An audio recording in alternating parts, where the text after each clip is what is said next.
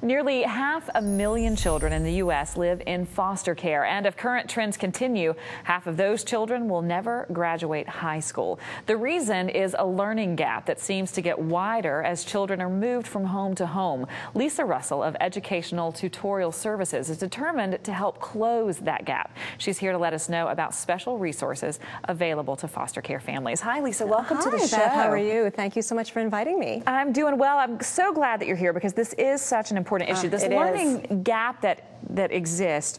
Why is there such a large gap for children who are in foster care? Well, for the 500,000 that are in foster care nationwide, it is a huge, huge problem.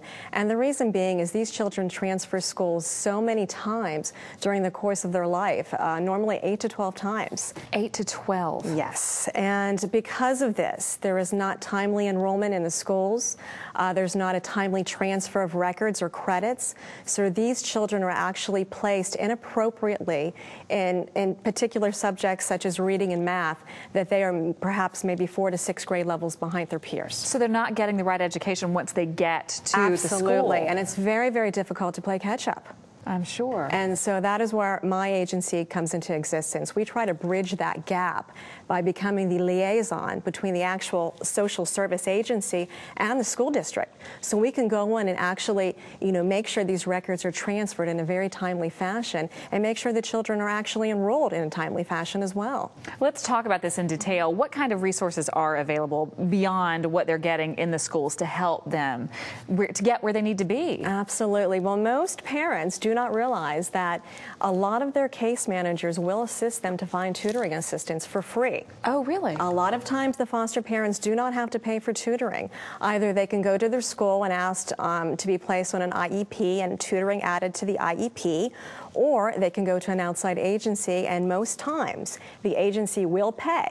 If the agency will not pay, it is a parent's educational right to go to court and ask to have tutoring services for their child. Really? Yes. Now, your organization provides the tutoring services. What kind of advances and what kind of progress have you seen from the students that you work with?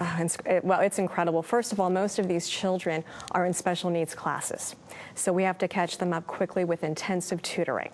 Wow. And that is usually 2 to 4 hours per week, sometimes as much as 8 to 10 hours per week. 8 to 10 hours a week? Yes, because once they reach 4th grade, it's very, very difficult to establish building blocks for reading and math for further enrichment. So we come in and do the academic remediation.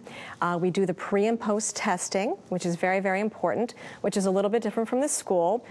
We have compassionate tutors that will drive an hour to see a child, and to really put their heart and soul into the actual prescriptive curriculum.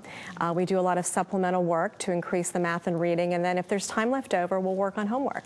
And they get that really important one-on-one and mentorship, which is huge to these children. And actually, most of our tutors see their children more than the case managers actually do.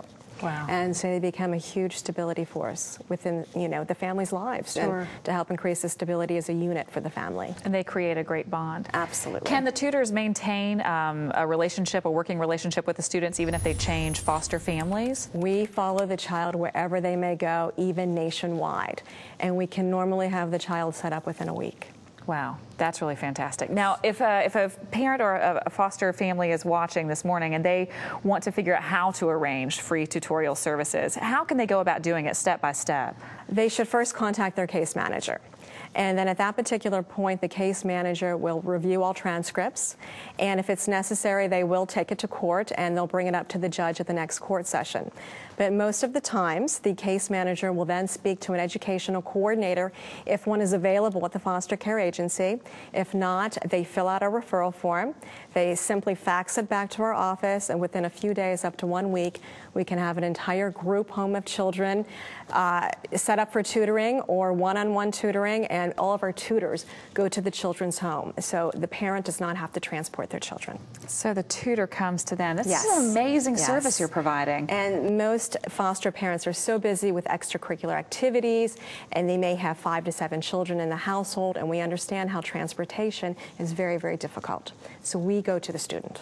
It's incredible. Thank you so much for joining us. Welcome. And what an amazing thing you're doing with your company. Thank you so much. We appreciate you being here. Now, to learn more about resources for students in foster care, you can log on to educationaltutorialservices.com.